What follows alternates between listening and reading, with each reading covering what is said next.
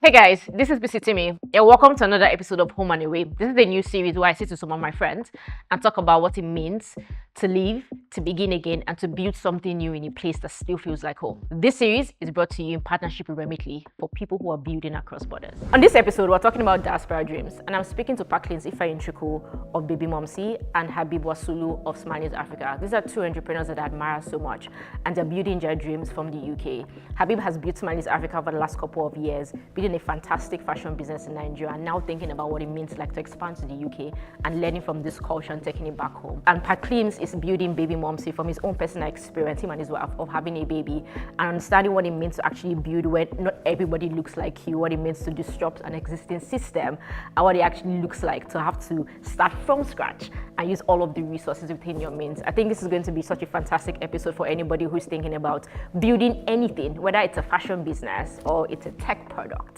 Regardless of what it is possible, and both of them are going to show us on this episode. So stay and watch this. Let me ask you like this: what is the singular experience that got you to this point where you're building the business that you're building? Who wants to go first? I think it was just experience. I've talked about this multiple times. I'm always like happy to talk about it. Um, Although it's changing now, but at the beginning, yeah, I was working doing marketing at an agency, and I just wanted to like start a business. So I went and I did research, like because I didn't even know where to start from. So I did research, top search products on e-commerce websites, and I saw socks, saw rings, earpiece, etc. But socks was fascinating to me because at that point in time, I'd never thought that I could actually intentionally, I could be intentional with the socks I want to wear. Then I did research, checked for socks brands around the world. Saw a couple of brands in Europe, Australia, America, and it was fun. It was exciting. The appeal is was just happy, yellow, bright, cool, colorful.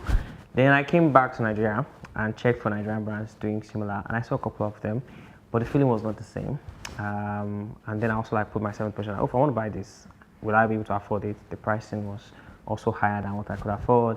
The website experience was not something that was appealing to me. A couple of things. So I felt like, I feel like there are a lot of people like me that might be interested in this. Then I started like, sourcing for socks.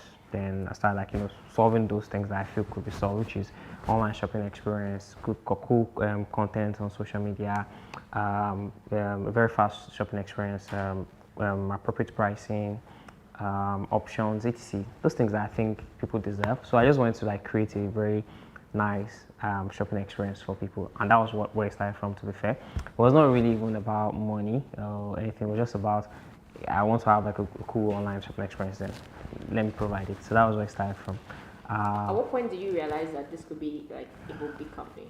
I think I was aggressive then. I was in marketing then, but I said, and people started like buying stuff, and people started like posting and posting. Then, I think I was just tired of working, so I resigned and said, let me just chill. Then I chilled, and I was doing the business while at it. And I saw the growth because the first year when I did it just by myself while working, I think we did like 800K or something. Then when I just worked by myself, I was not working, I was focused on the business only. We went to like 10 million. I was like, oh, this is cool. This is cool money, and there's like opportunity here or something. A lot of people like it. People always posting about it, and people like asking. And I see why people are buying. People are actually buying it for gifts. There is a purpose.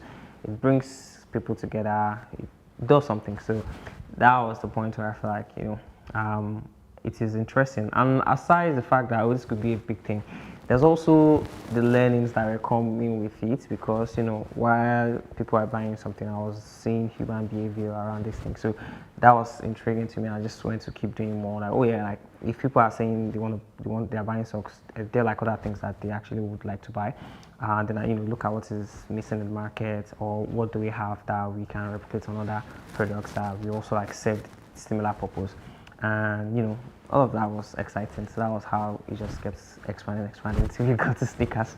What was the singular experience that made you want to be with Baby Momsi?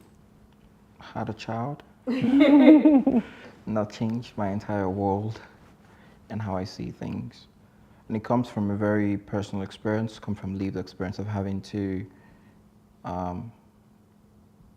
see my partner try to figure things out and try to grow and adapt with this new change, and especially for me and for us as a family. And I just believe something like this should exist. I believe it should exist, and it's why we decided to build it, because we didn't find it. And because I had a son, really. What has been the hardest part about building your businesses? It would be balancing that with my life. That has been the hardest part, because balancing that with my, even though my life is why I'm building it, it sometimes take me away from it, and so it's really hard because I really want to be there sometimes, but I can't be. And figuring out, because this is very new for me, it's all a lot to take in. I'm holding on to all the passion that came with trying to build this and saying, should I just get a job or something?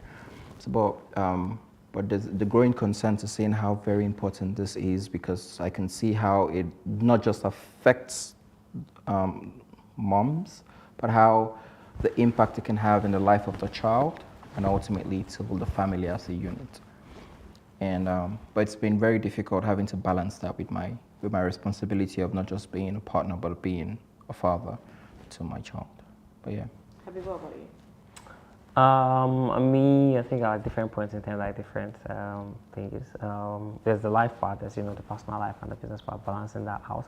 But I have sort of been able to just make my business my current life purpose. So my business and myself is not like one. So yeah, so I've been able to figure that bit out mentally. But aside myself, the external factors like logistics, how to scale to reach certain places, there are still those other issues. And because we operate mostly in Nigeria and just trying to at the moment just trying to expand to the UK and the rest of the world, we still feel most of our issues within the Nigerian community, and that goes in hand in hand with the inflation of the currency, logistics, insecurity, and some of those things. I mean, we've been, to be fair to us, we've been able to find ways around it, but it can always be better. Because, for example, here in the UK, anyone wants to buy, when anybody makes an order here in the UK, within 3 days they get it. I mean, in Nigeria as well, we've been able to figure out same-day delivery. People get the same day or the following day. But the beautiful thing with the UK is that we can serve everyone in the world from here. It is more affordable and faster to send out items from here to maybe US, Canada, Brazil, etc. But in Nigeria, it's quite expensive. Imagine buying sneakers, you want to buy it in Nigeria for 95k.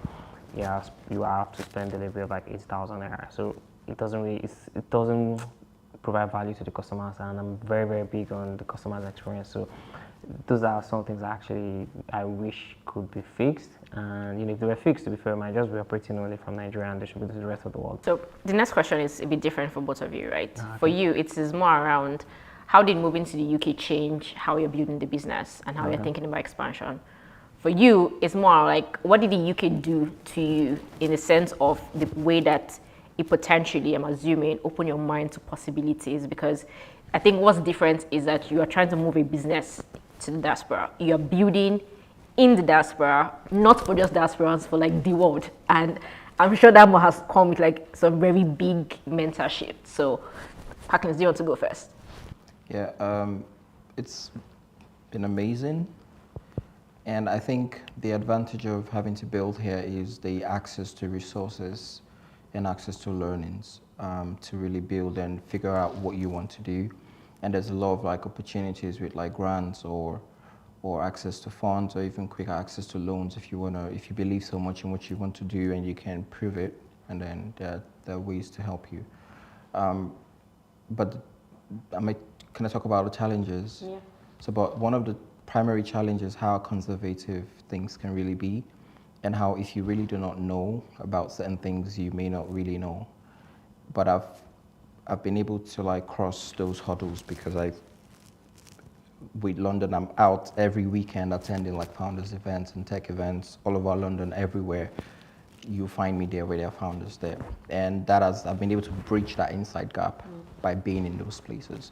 So, but one of the benefits I've enjoyed is access to accelerators, and you get it. It's a meritocracy type of thing, and more around finding it's more around, especially if you can find communities or areas that support or believe in the vision or the interest of what you're doing. So that's the benefit. But the struggling part is having to sort of, if you don't fit in, you're almost not like the right type. And with things like fundraising and trying to get the business from 0 to 1, has not been very easy, especially with being an immigrant and not having access to certain benefits that would make certain things easier for you or become a privilege. But regardless, one of the advantage that has helped us is that I and my founders have technical capacity. So in our past experience, we have experience having to build from 0 to 100. I have experience having to build for other founders. And so I'm just able to transfer that to ourselves so we can build and bootstrap early enough. And that gives us an unfair advantage that we can do that even without any money. But right now we're at a point where we need to scale and we need more money. And getting that requires a certain level of trust in the community, in the system, and it requires a lot of putting yourself out there. And so you need to be comfortable with storytelling, and even you need to talk about what you're building, why you're building it. And that comes around with having to establish trust with the environment you're building for, and things like that. What has been your own experience, and your own experience like having to move from Nigeria to the UK? What did the UK do for you? And then in terms of like process or mindset or like access or... Yeah, but to be fair to you, the UK has done quite a lot for me in terms of course, the first thing I would say is expanding my mind to the sort of things that we could actually do. I got to the UK before I thought I could actually make sneakers, and I think that was probably because I saw a lot of sneakers subconsciously just entered my head, and I started asking myself questions like, well, how did I actually make this? Like, can it be made? Then I went into making it. I mean, while I was in Nigeria, my brain was not like thinking of that. It was just focusing on, okay, so this is a one size fits all. This is a variable product. Clothes, activewear, socks. But I got here and started seeing other things that that could be done.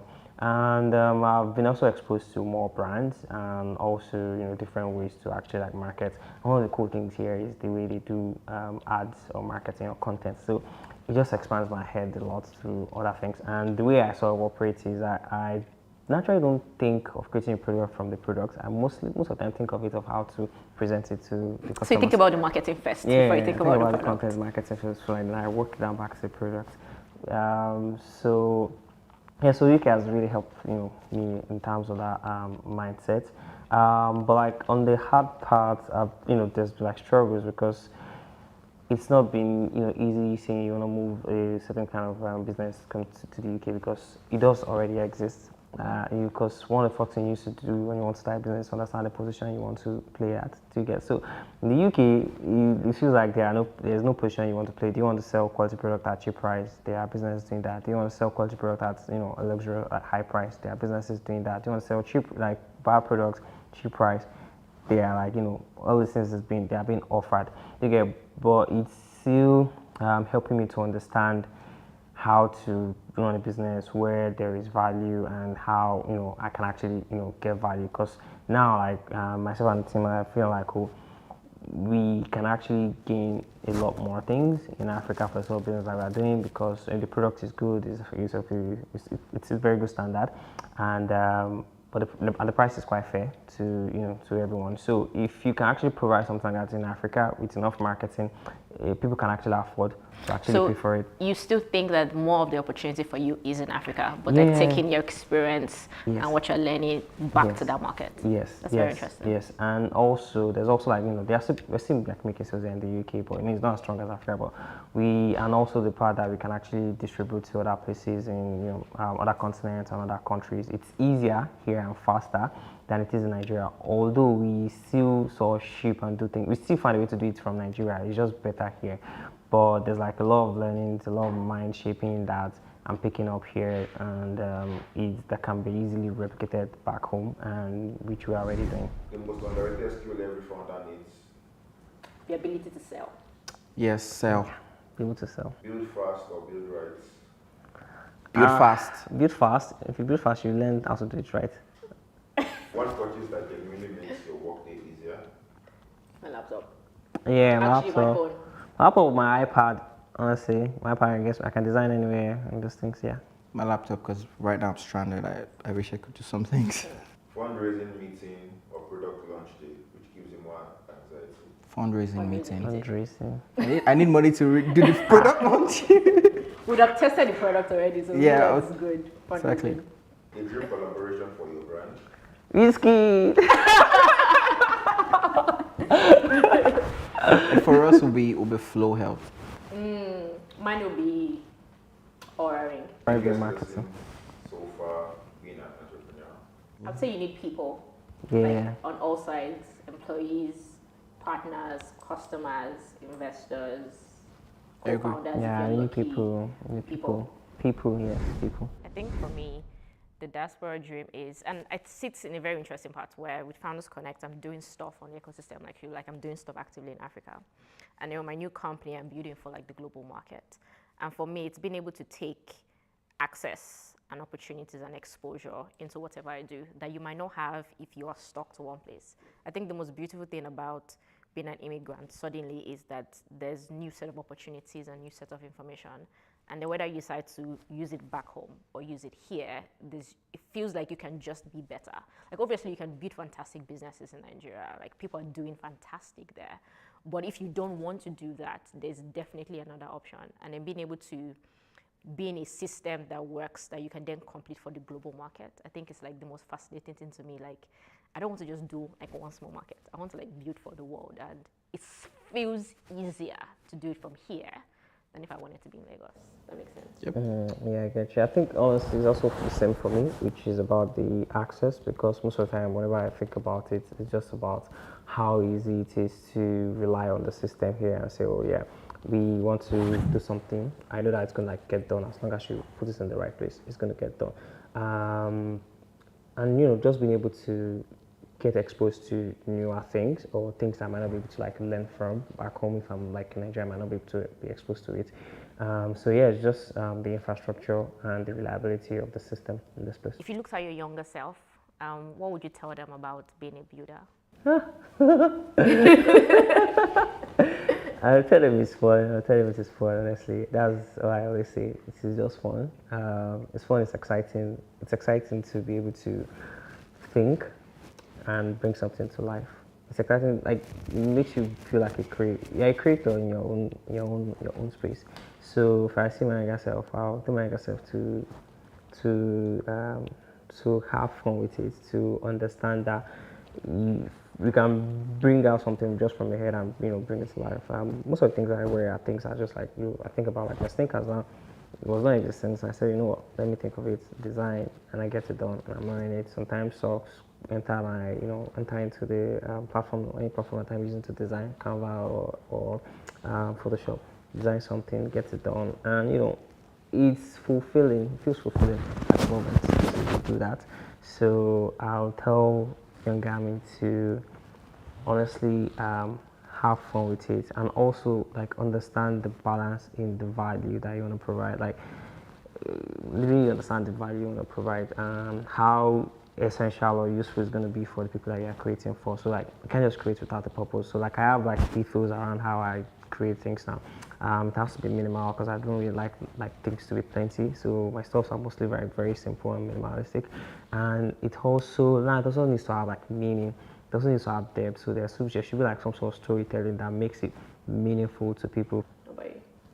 I tell myself to embrace it, because if you do, it's gonna be not easy, but embracing the process, you would find that it's fulfilling.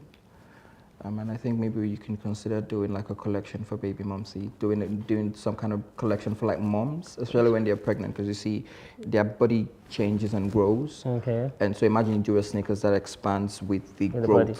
Oh, okay. in that period and recline back when they get themselves into shape. So they don't feel like because in that period they feel very sad that they can't wear certain things because you see their foot grows and becomes very large. But imagine you have the sneakers that all through that journey you don't have to worry about losing and I think they're just going to be like material because maybe first thing is the sole, because soles can't like really expand like that, but we need to maybe look at material. There are materials I'm sure that can actually expand and reduce, like TPU and maybe EV and stuff. It'll be nice if you try that weekend. By the time you've done it, we'll have a proper ecosystem with over like 1 million moms, and we can push that through them. Yeah, that can be arranged. When the partnership works out, send me DMs. That can be arranged. For bringing this together. Okay. Thank you so much for staying to the end. I hope you really enjoyed this episode. I hope there was something in here that you could learn from, or that felt relatable, that felt like a representation of your journey, or maybe even your dream. And I hope it's something that you can sit with. Please please comment, but most importantly, make sure you subscribe to this YouTube channel. I'll see you on another video. Peace.